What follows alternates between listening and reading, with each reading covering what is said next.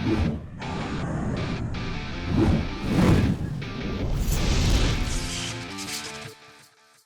what's up guys? You got pokeaim here with a new video on the January 1st, or 2nd, I guess because of this video, tier changes for Pokemon Sword and Shield. We actually now have an RU tier running around. If you guys haven't tried it, I actually uploaded an RU live earlier today.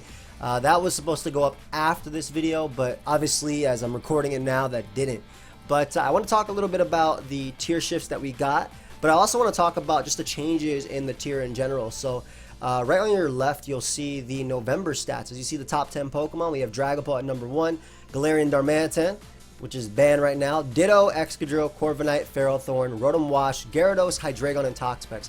Now this was back during November, so these stats are heavily skewed towards Dynamax, because obviously Dynamax was around, which is why Ditto is top 3 in usage. But if you look at the December OU stats right now, Dragapult actually got higher. Corviknight at number 2. Honestly, I think Corviknight is one of the best, if not the best Pokemon in the game right now. Personally, that's a personal opinion. Galarian Darmanitan at number 3, though obviously that will drop all the way off because Uber's, it's where it's at. Seismitoad, as it should be, rising up, a great stealth rocker.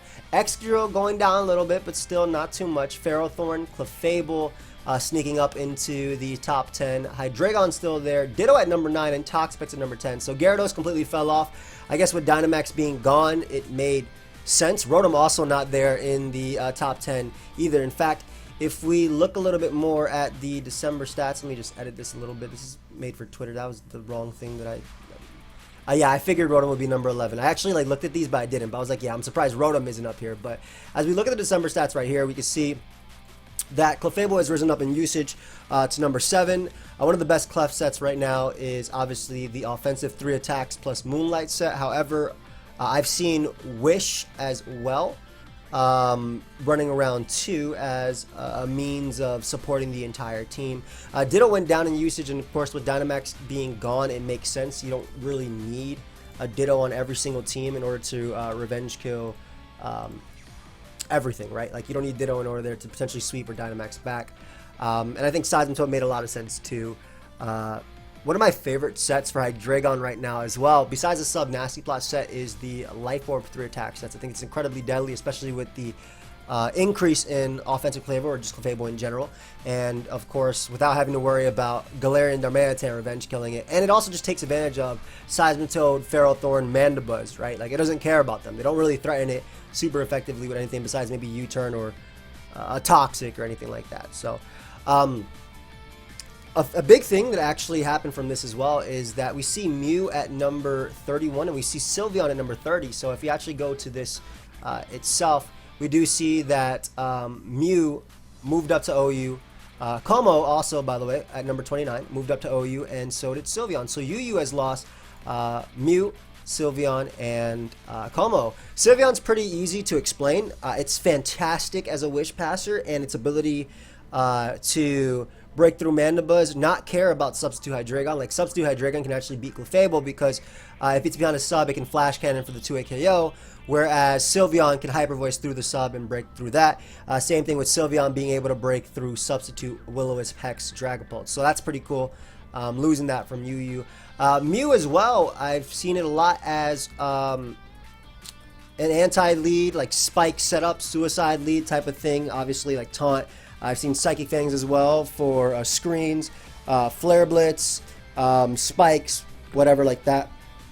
And also Dragon Dance variants, Dragon Dance Close Combat, Darkest Lariat, and Psychic Fangs is pretty solid besides being able to deal with Mandibuzz, which is pretty, not too hard to break through, I think, with the right team support. But Como also rising up.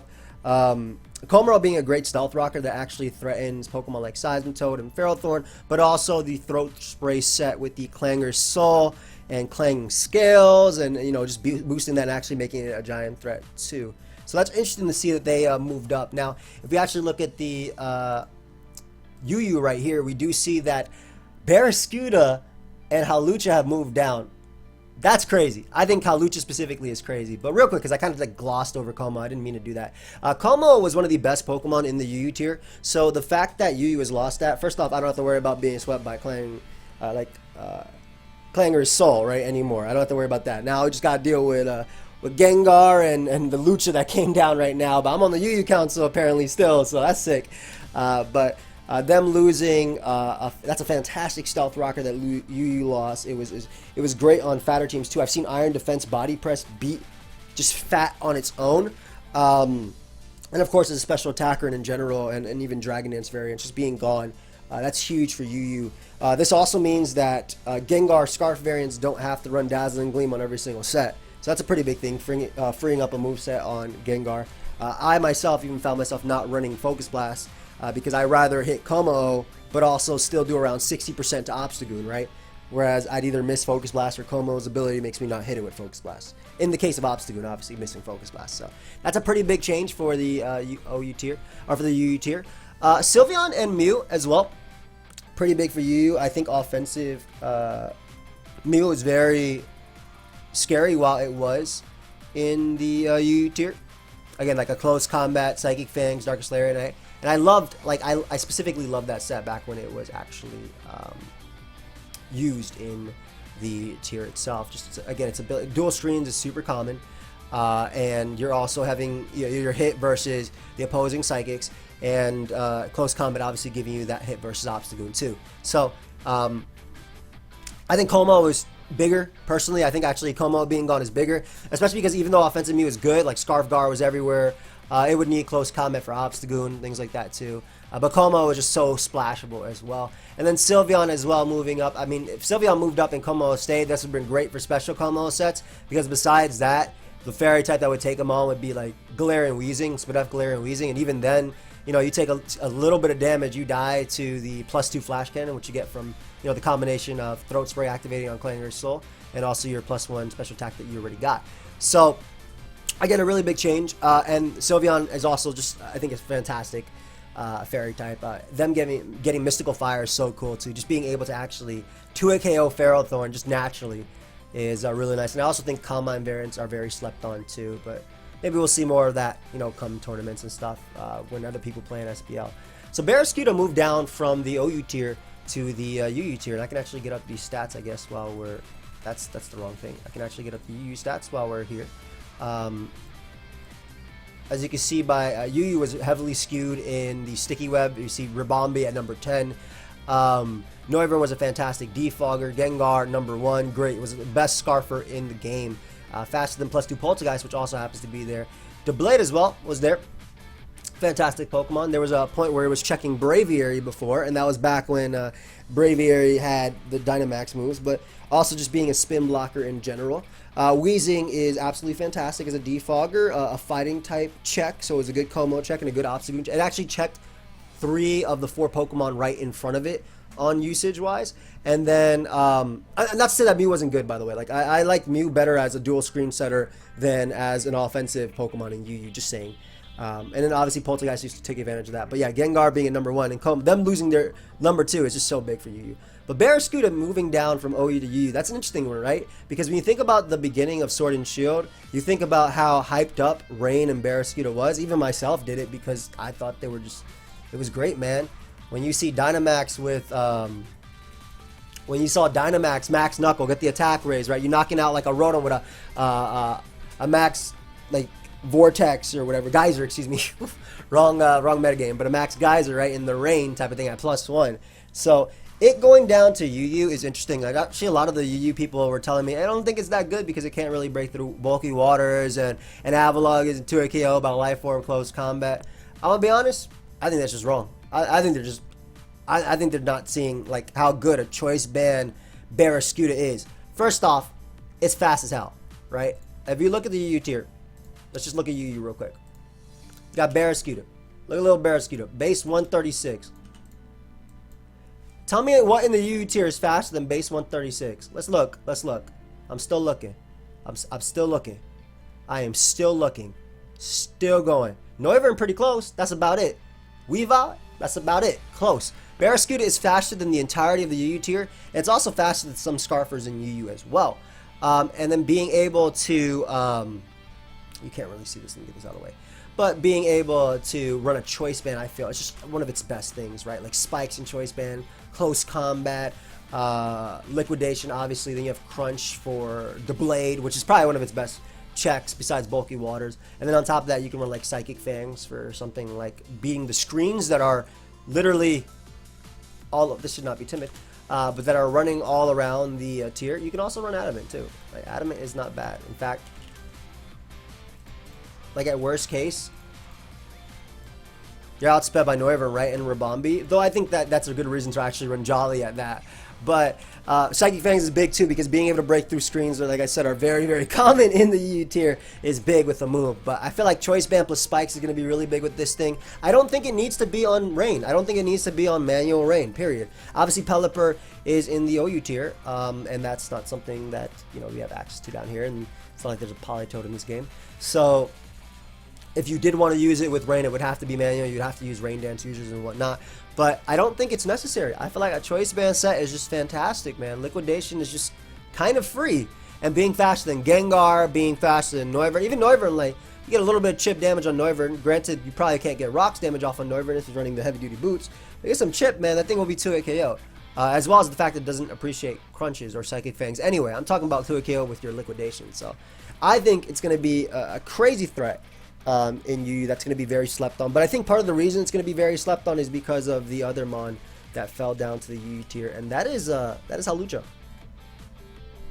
Hawlucha fell down, but I feel like I also skipped. Like, again, like at the beginning, Rain was very, very, very common, right? But then we started seeing, you know, the adaptations to it, Seismitoad on every team, or as a defensive stealth rocker. I mean, for good reason, it's fantastic. Also dealing with Rotom Heat and Rotom Wash, both of which are very good. Even better, Rotom Heat being even better this generation.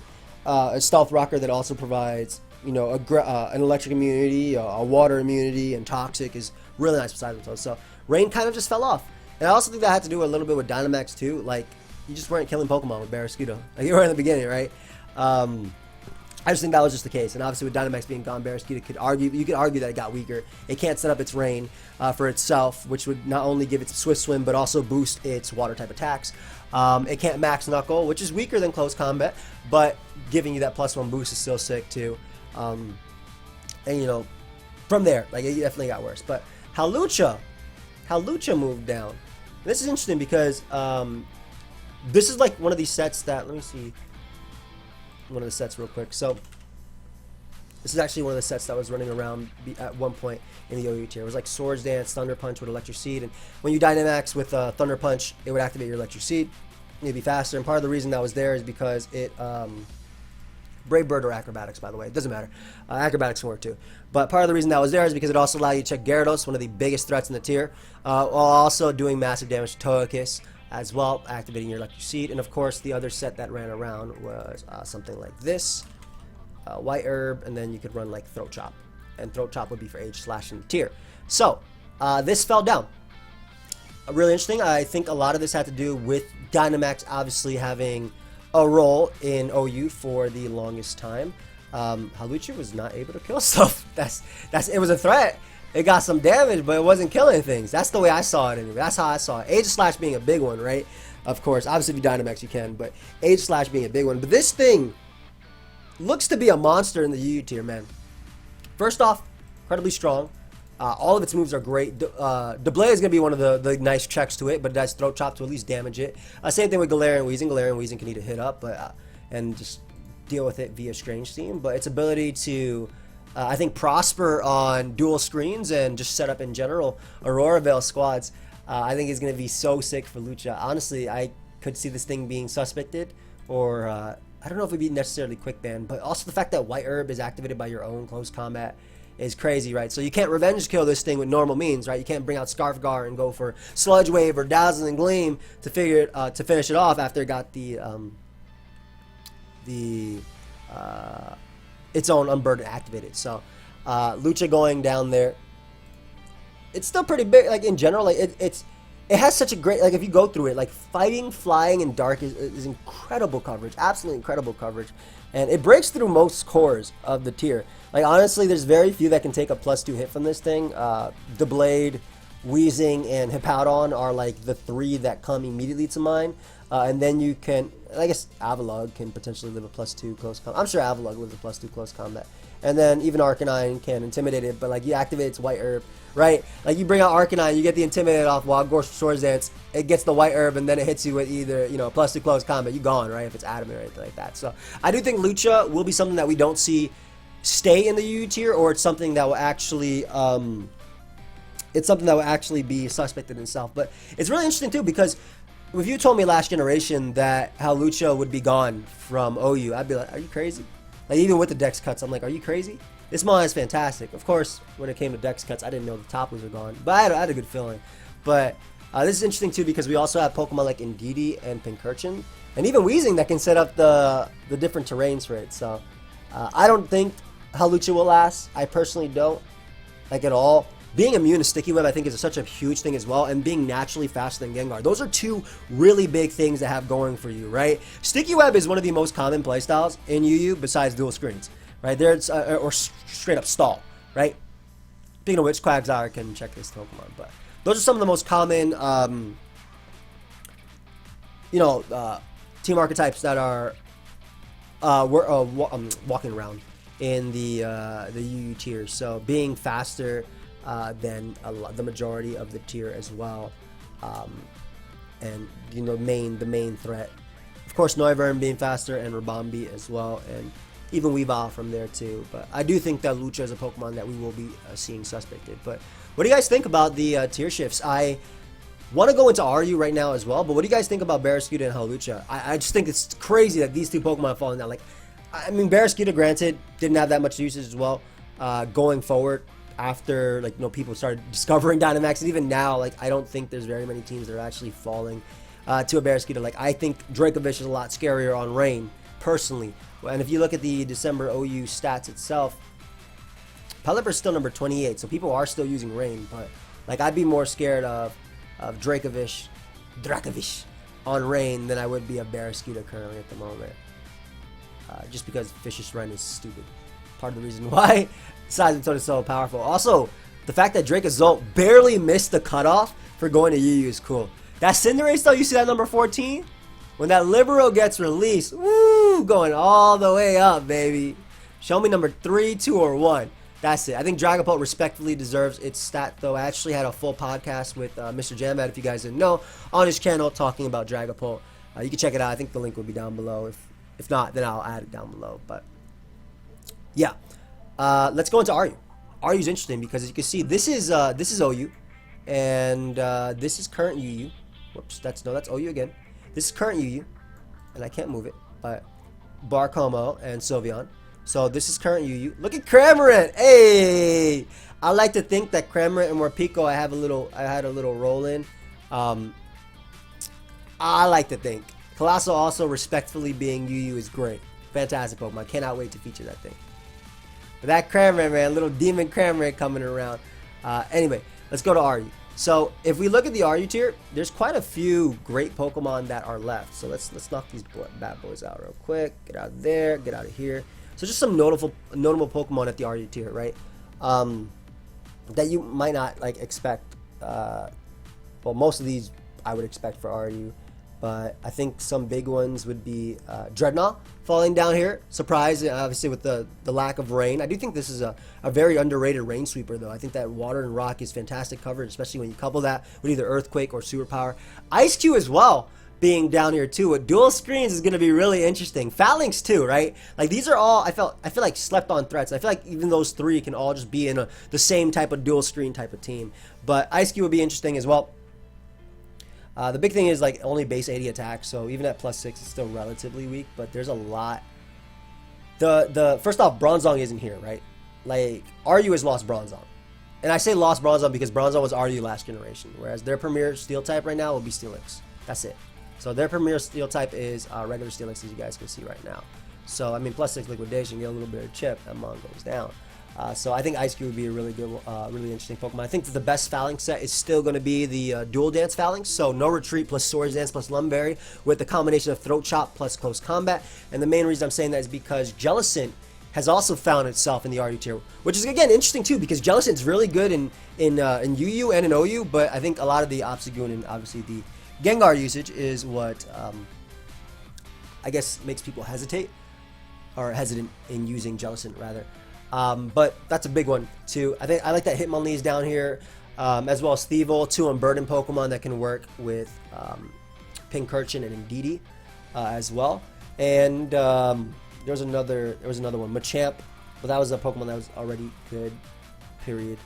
I think that Mr. Mime is actually fantastic as well in the tier 2 because it's just because of its great speed tier and strong special attack stat like base 100 and base 90 speed.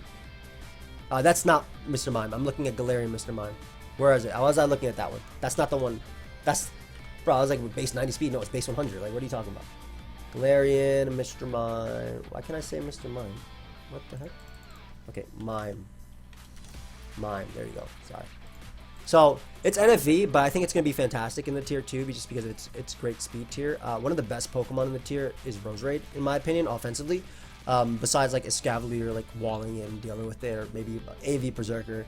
This mod has a really good speed tier. A Violet makes it bulky, can't be put to sleep, and can just like Nasty Plot, Freeze Dry, Psychic or Psyshock, Focus Blast type of things, and it hits the majority, if not all, the tier for super effective / neutral damage. So I think that's going to be a sleeper Pokemon. I can't wait to use that mod a little bit later too. And obviously Pangoro, Passimian. Passimian, fantastic, a great Scarfer all around. Pangoro getting better with Scrappy. The reason I mention that is because Scrappy is immune to Intimidate this generation, so that's a pretty big one. Quagsires down here and so are Pukamuku, but that doesn't stop you from using them in Stall and UU and OU, and I've seen them in both tiers too. And I do think that the Rotom forms are going to be very interesting with the combination of Heavy Duty Boots and their good speed tier. Heavy Duty Boots definitely makes Rotom Fan and Rotom Frost, I think, a lot more viable. Of course, Salazzle is going to be a fantastic Pokemon, period. It was great in last RU. It's going to be great in this RU. And there's no Golisopod either down here to like check it with Aqua Jet or something. So that's a pretty big one too. And I do think the other thing is going to be Sun, right? Ninetales plus like, or even, you know, Torkoal. But that plus Shiftry. I think Shiftry is a big one that people will be sleeping on just because, well, they don't know, but Shiftry has growth. It has Solar Blade or Solar Beam. You know, it's strong. It has Throat Chop, and then they even gave it Heat Wave. So like, it has options right now, right? And Heat Wave will help you deal with the Escavalier or the Steelix, right? And Solar Blade is going to be incredibly strong. So I think that Shiftry is going to be a very threatening Pokemon under Sun. I'm not sure how RU is going to handle Sun this generation, but we'll see. And of course, you have great Pokemon like Sigilyph and Vanillix down here do, so you can still run like dual screens and things like that. So I think RU is going to be really, really interesting, and it was actually my favorite generation, my favorite tier last generation. So I'm excited to see how it actually ends up going. But guys, let me know your thoughts on the tier shifts, on the Como rise, and you know its removal from UU, as well as the fact that you now have Barraskewda and Hawlucha in the UU tier. I personally don't think Hawlucha is going to be lasting that long, but let me know your thoughts. I'll see you guys next time. Goodbye, my friends.